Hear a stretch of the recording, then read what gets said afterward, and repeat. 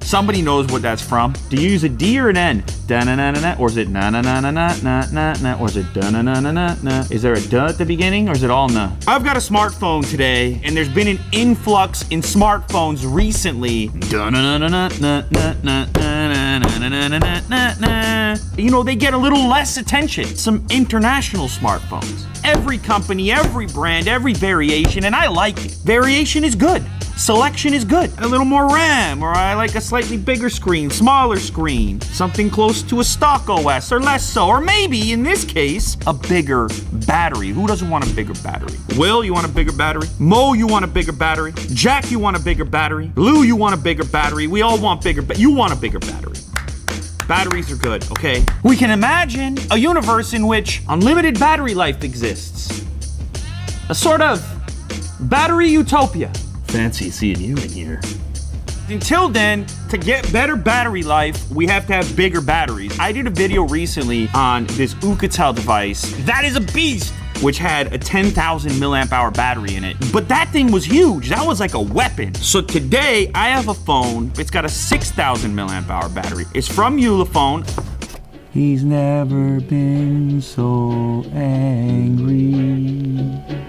6,080 milliamp hours, 18:9 aspect ratio, so it's got the slim design that everybody wants. 2160 by 1080 display, 6 gigs of RAM, 64 gigabytes of storage, an 8-core processor, Android 7.1, and quad cameras? What? It looks like it has a case installed also. This phone is big, but not crazy.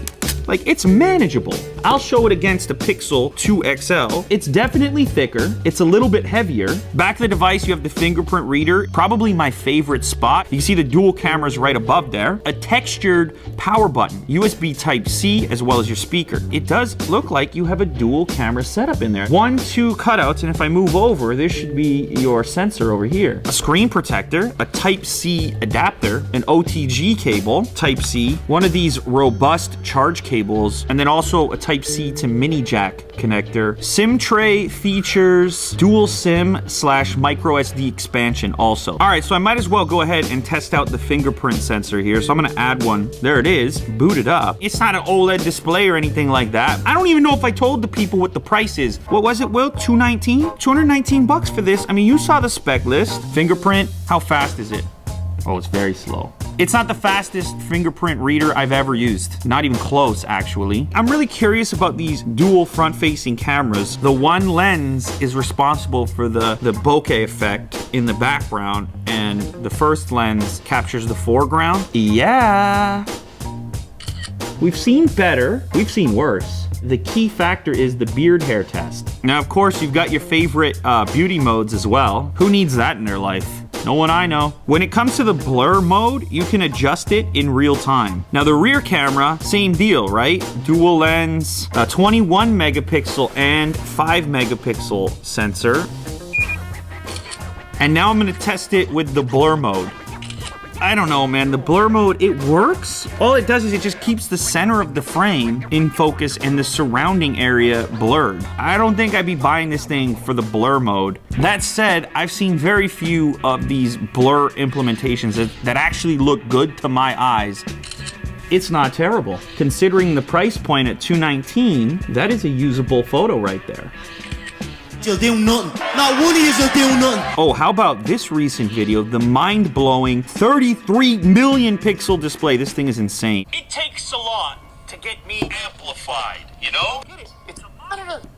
And it's just a mono speaker. This one packs more pixels than anything I have personally it works. It's not a strong point, that's for upon. sure. At least it's not crunchy, but it's just not very loud. Go check out my test of the Razer phone speaker against a bunch of other ones. It's actually, there's some interesting results there. They haven't gone overboard with the tweaks to the OS. This is pretty standard stuff. So apparently it'll shoot HDR video all the way up to 1080p. You are hearing my voice through the microphone. The focusing distance is not super close. Oh, I guess it is actually. There's me. There's you. There's Mo.